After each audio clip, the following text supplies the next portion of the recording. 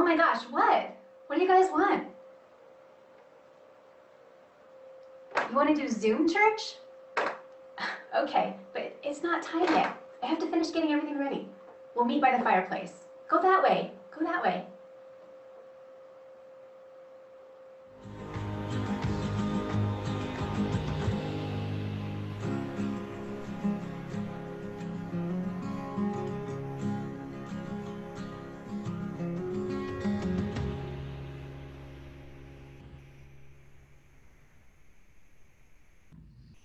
Good morning, everyone. Good morning, and welcome to First Unitarian Church in Albuquerque. I'm Reverend Bob LaVallee, the Associate Minister here, and I'm here with our Senior Minister, Angela Herrera, and our Ministerial Intern, Jane Davis, and our Music Director, Susan Peck, and a whole bunch of tech folks working hard in the background to make sure that everyone has a great experience. So we welcome you, whether this is your first time or your thousandth time. We welcome you whether you live a block from the church or across the country.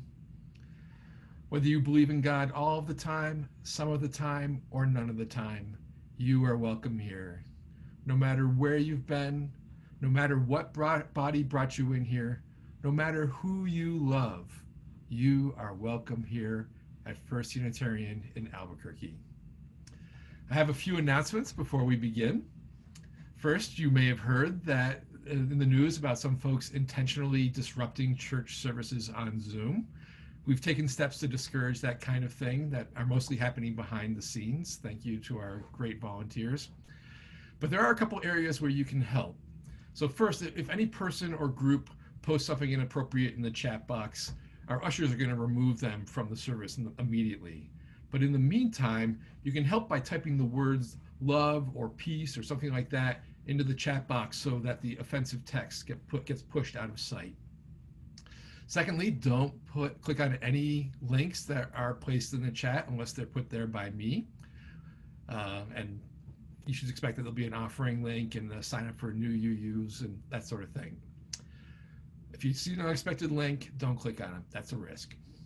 Finally, if we have a technical issue of any sort that causes the service to end, we'll put a recorded version of the service up as soon as we can up on our website, okay? Great. So, and speaking of recorded things, we want more videos of the children's affirmation. I love that part so much. Families, we'd love to feature your children, and we want teenagers too. And all you need is a script, and you can get that from sending an email to me and Norrin. And then you should invite your friends to do that too. It's one of my favorite things about this service. Finally, today we are really delighted to host a guest musician who's been a regular in our sanctuary, Randy Granger. He's a native New Mexican with a Mayan and Apache roots, and you'll get a sense from his videos just how multi-talented he is. He's incredible. And except for the 5-minute countdown at the end of the lobby videos, that was all his music. So you can see just how dynamic he is. Let's light our chalices and begin this service. For today's chalice lighting, we'll use the words of Reverend Christine Robinson. We gather in this hour as a people of faith, with joys and sorrows, gifts and needs.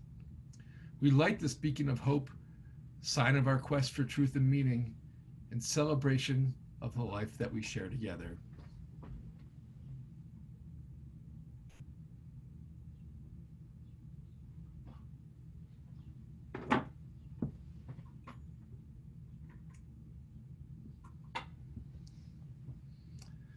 Blessed be.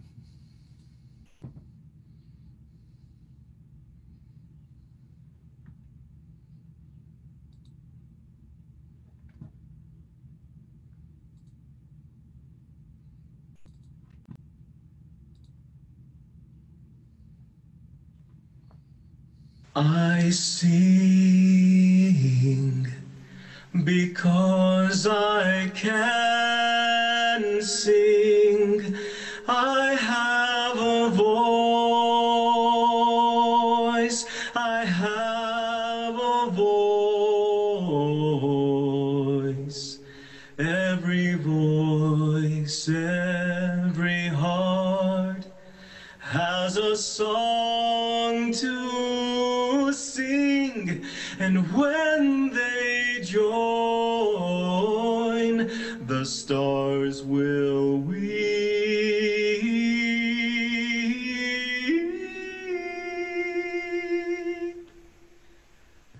I sing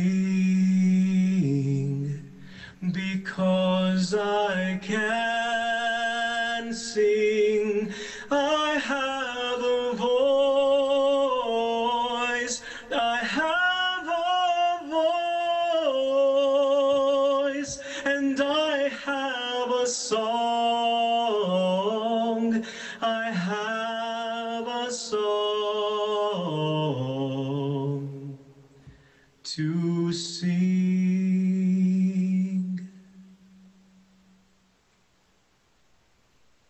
Hi, I'm Thorfinn. I invite you to join me in our affirmation. We are Unitarian Universalists. We are people of faith with open minds, loving hearts, and helping hands. Hi, everybody. Well, the puppets have been at my house for a whole week now, and I know they're excited to see you. Shall we call them over and see what they've been up to? Yeah?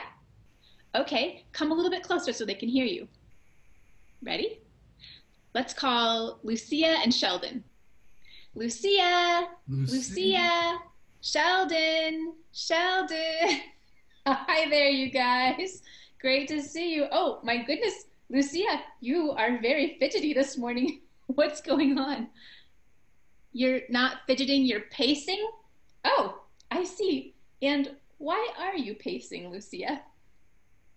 You're pacing because you have too much energy and you want to Zoom. I see, but you are Zooming. Everyone can see you on Zoom Church. Oh, you mean you want to be running around and Zooming really fast. Okay. And you're afraid to do it because of the dog? Oh, you're afraid of my dog? Vega? Huh. She doesn't seem very threatening. What is it, Sheldon? Oh, Vega gets excited when she sees you moving around? Huh. To be honest, I didn't realize she even knew that you were here. Carl is very scared of the dog? Oh gosh, hey, where is Carl right now anyway? He's not here because of the dog? Oh no, Lucia, please tell Carl I'll protect him from the dog. Go let him know. Go tell him. Oh gosh. And Sheldon, you seem a little bit down this morning. Why are you a little droopy? You have to confess that it was you who left trails of slime on the faucet? Ah, I shouldn't have blamed Carlos. Family togetherness. It's a little bit hard to be together all the time, isn't it? I'll bet I know some families who can relate to that right now. Oh, hi, Rebecca. Hey there. Great to see you. You want to go back to church? Well, haven't you enjoyed spending the week here at my house? I'm all out of carrots. Rebecca, I had 5 pounds of carrots when you arrived, and you ate them all. And then you started in on the herbs in my windowsill. Well, I happen to know that you had at least some fun this week. I don't know if you realized this, but I took some photographs. Yeah, take a look at these. Lucia and Olivia played dress up on Monday. I'm glad somebody is enjoying those silver high heels right now. On Tuesday, Rebecca and Carl played swords with carrots. Vegetables are fun. On Wednesday, Carl sampled the dog food. Maybe that's why he's so worried. On Thursday, I saw Olivia hanging out with the books. The Secret Garden. That's a classic. And on Friday, Sheldon spied on the dog. Oh, now we have Olivia and Carl. So did you two have some fun this week? I see. You want things to return to normal. So do I. Are you prisoners here? No, Olivia. You guys are free to go back to the church anytime you're ready to try teleporting again. It's not fun anymore without the people there. No, I know. This is hard. What, Carl? What? You think I should order people to come back to church? Well, my friends, Unitarian Universalist ministers have some very amazing powers, but we do not have the power to order people to do anything.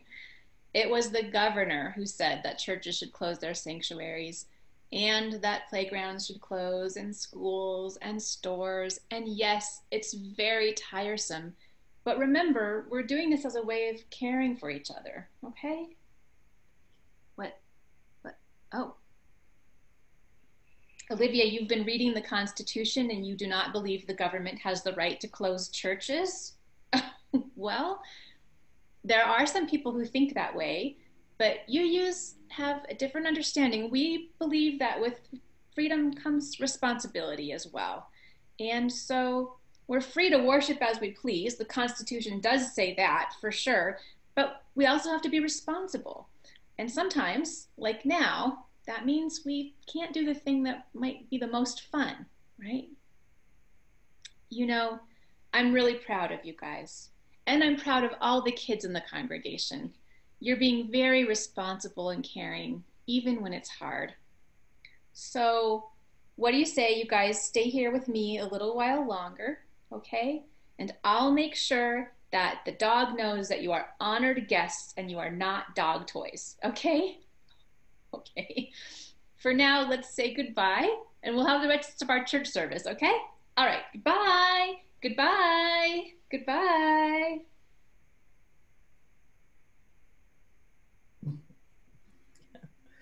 Good morning. For our meditation today, let us consider the following words adapted from the poem titled Lockdown by Brother Richard Hendrick. All over the world, people are slowing down and reflecting. All over the world, people are looking at their neighbors in a new way. All over the world, people are waking up to a new reality, to how big we really are, to how little control we really have, to what really matters, to love. So we pray and we remember that yes, there's fear, but there does not have to be hate. Yes, there is isolation, but there does not have to be loneliness. Yes, there is panic buying, but there does not have to be meanness. Yes, there is sickness, but there does not have to be disease of the soul. Yes, there is even death, but there can always be a rebirth of love. Wake to the choices we make as to how to live now. Today, breathe, listen. Behind the factory noises of our panic, the birds are singing again. The sky is clearing. Spring is here. And we are always encompassed by love. Open the windows of your soul. And though you may not be able to touch across the empty streets, sing. Let us now consider these things in silence for the next 3 minutes, remembering to breathe slowly, in through the nose deeply, and out through the mouth completely, slowly.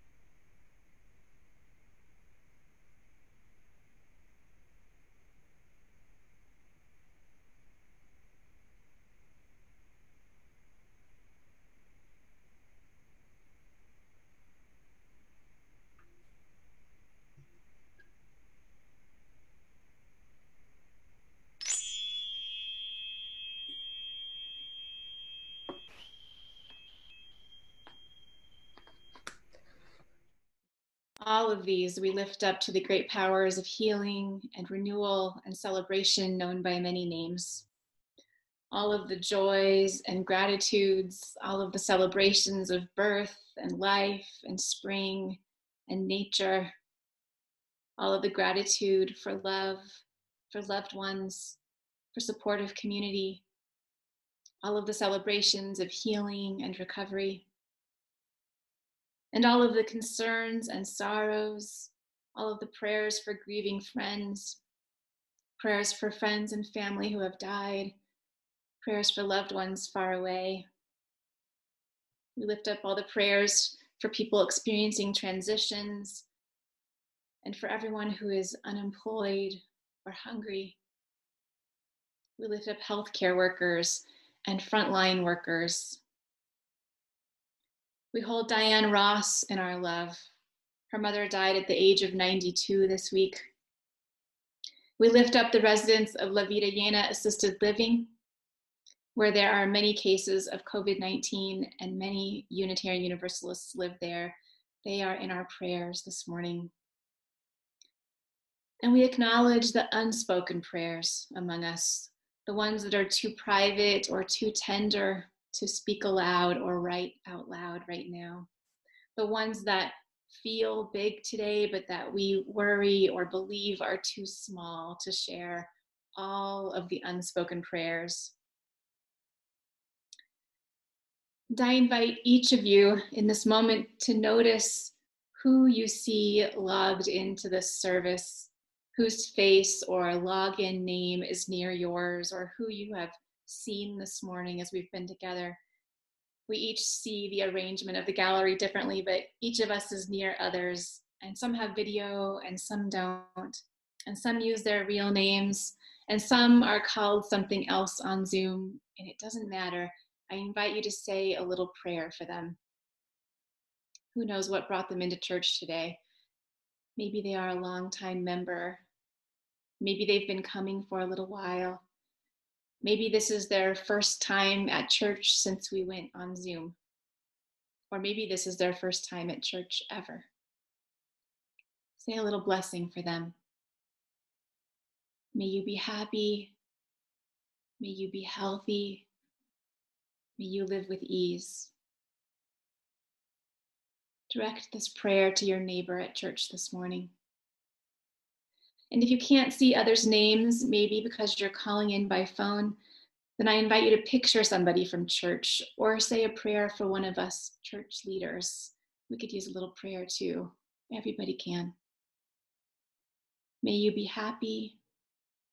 May you be healthy. May you live with ease. May each person here be happy, be healthy, and live with ease.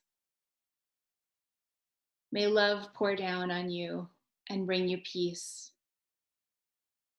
May love pour down on our whole world and bring us peace. We are not afraid to pray big prayers. May the whole world be happy, be healthy, and live with ease. The people, all beings, the planet. This is our heartfelt prayer. A prayer for the whole planet. May the whole world be happy, be healthy, and live with ease. And may we each help to make it a little more so each day through our manner of living. Amen. And peace be with you.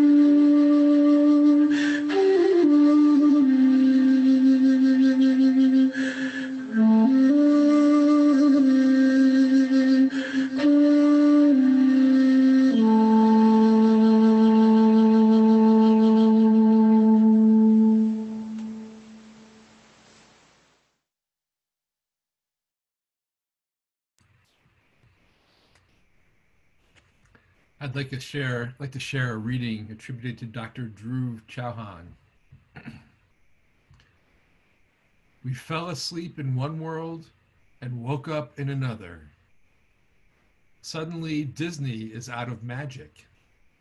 Paris is no longer romantic. New York doesn't stand up anymore. The China Wall is no longer a fortress, and Mecca is empty. Hugs and kisses suddenly became weapons, and not visiting parents and friends became an act of love.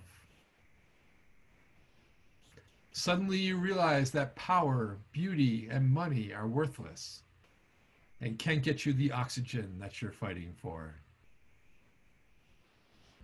The world continues its life, and it is beautiful. It only puts humans in cages. I think it's sending us a message. You are not necessary. The air, earth, water, and sky without you are fine. Remember when you come back that you are my guests, not my masters.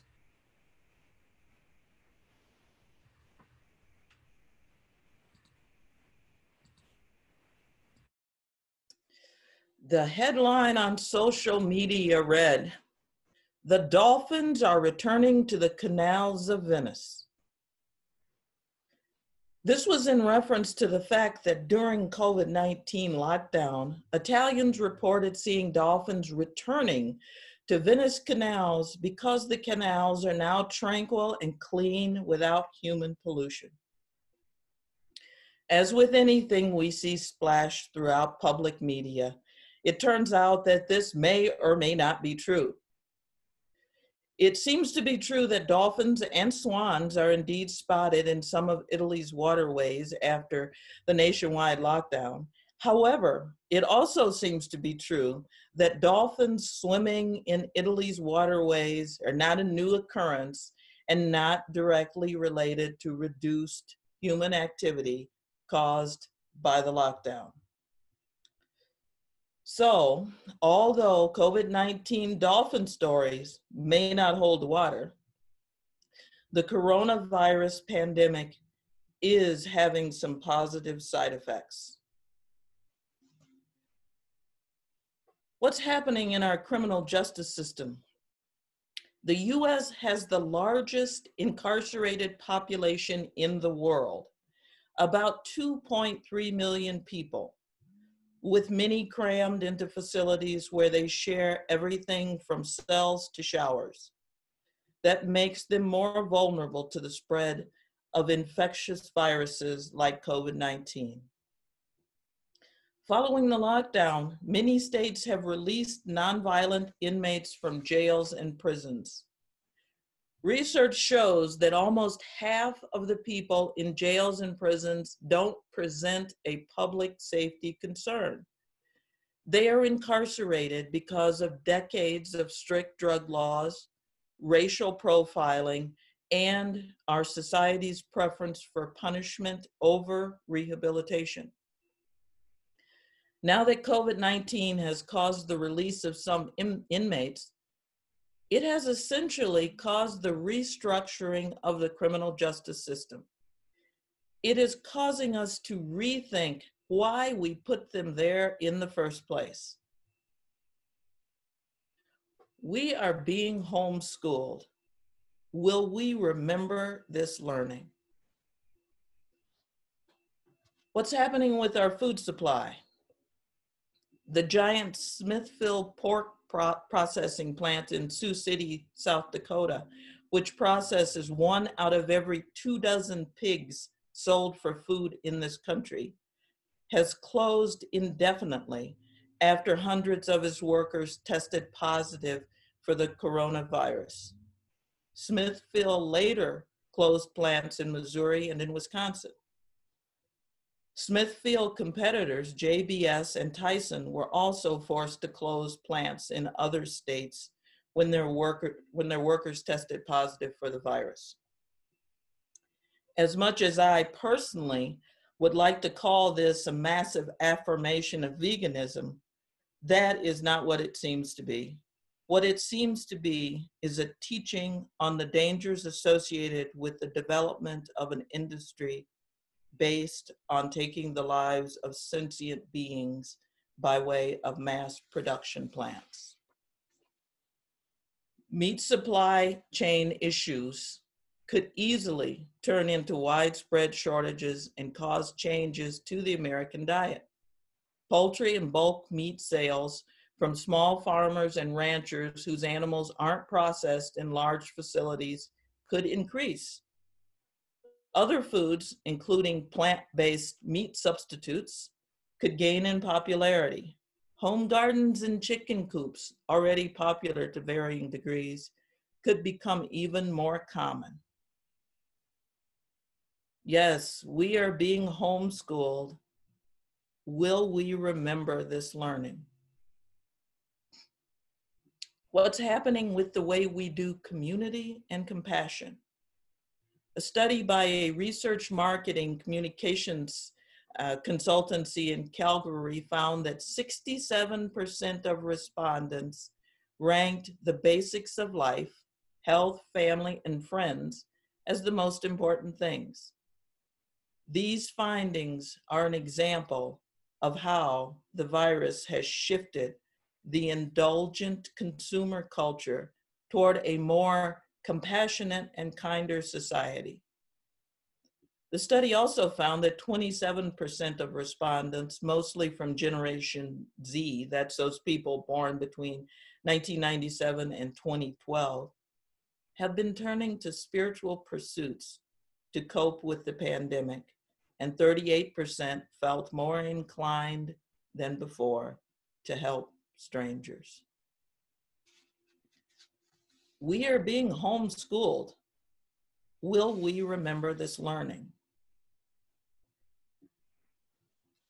What is happening to the planet?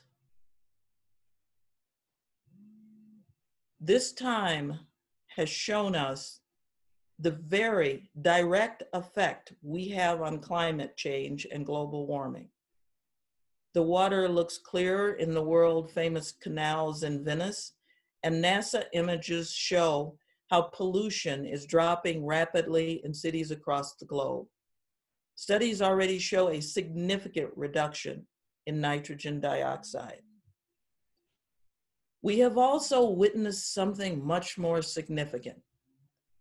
Public officials in various parts of the country haven't just tried to slow the spread of the virus, they have also suspended evictions, guaranteed paid sick leave, and proposed sending cash to Americans. This is showing us that in the same way that COVID-19 responses have been more broadly focused than strictly slowing the spread, climate policies can't just focus on reducing emissions. Climate policies cannot just focus on reducing emissions.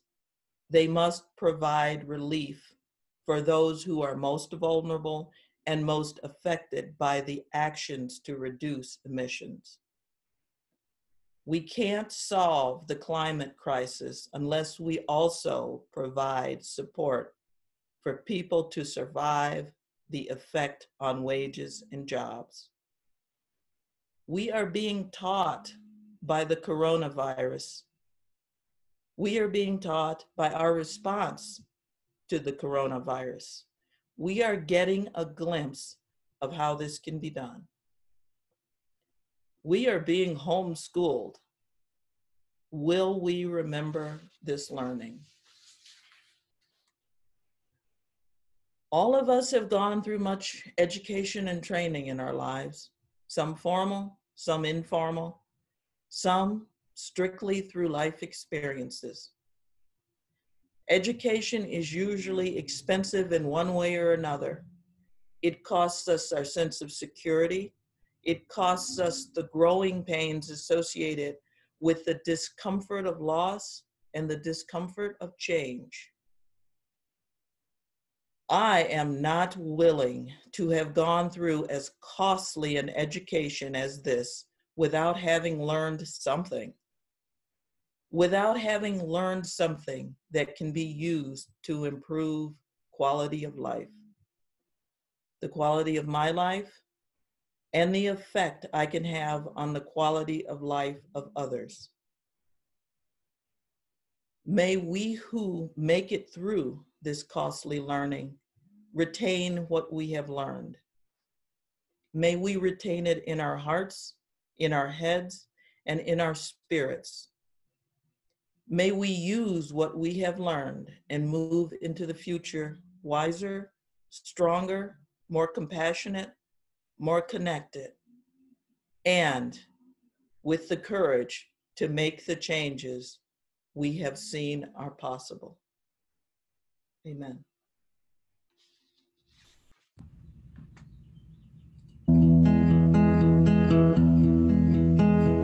Deep peace of the running wave to you. Deep peace of the flowing air to you. Deep peace of the quiet earth to you. Deep peace of the shining stars to you. Deep peace of the gentle night to you. Moon and stars pour their healing light on you. Deep peace to you.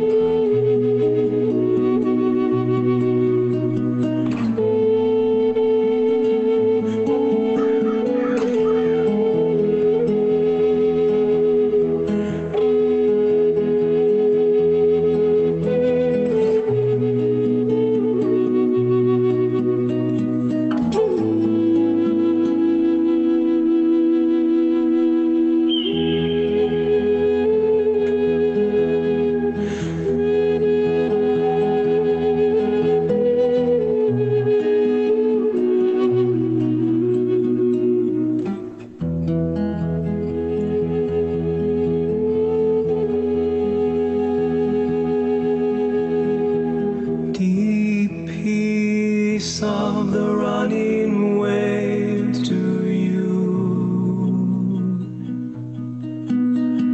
Deep peace of the flowing air to you.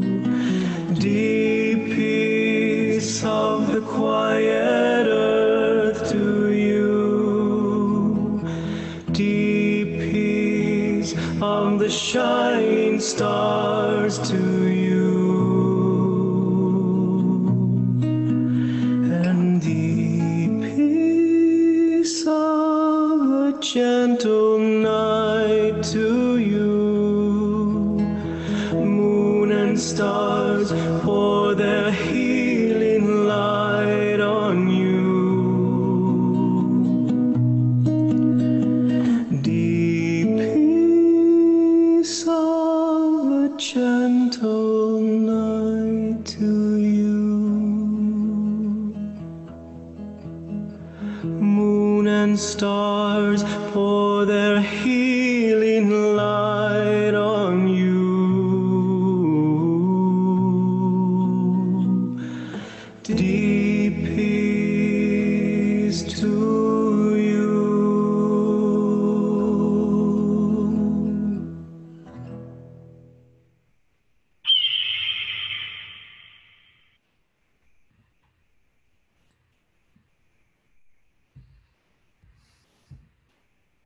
What is generously given is received with gratitude. Thank you on behalf of First Unitarian, and thank you on behalf of Women to Be. Before I extinguish the chalice, I want to let folks know that we're offering small group meetings after the service, kind of like online coffee hour. And if you'd like to stay and chat with your fellow congregants, just stay in the meeting and you'll be placed in a group. And if you don't want to do that, simply just leave the meeting. As we extinguish this chalice, may we remember that we are guests in this world and not masters. And may that knowledge call us into deeper relationship with the rhythms of Gaia.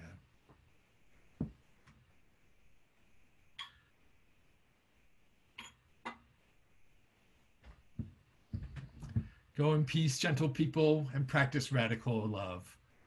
Our worship is over, our service begins.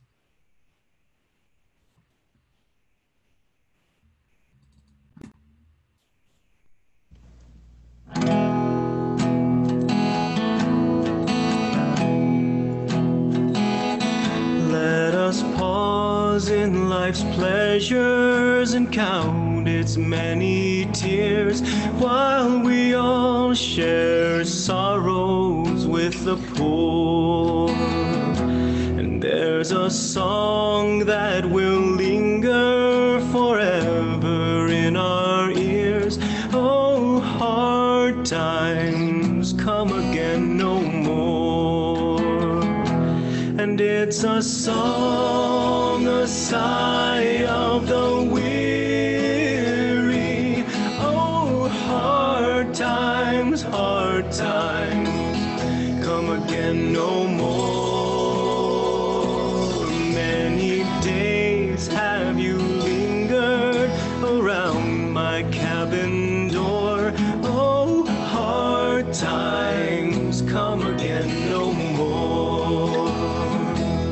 Oh, hard times come again no more. While we seek mirth and beauty and music bright and gay, there are frail forms hanging round the door. And though their voices are silent, their pleading looks do say, oh, hard times come again no more. It's a song, a sigh of the weary. Oh, hard times come again no more. Many days have you lingered around my cabin door. Oh, hard times come again no more. Oh, hard times come again no more.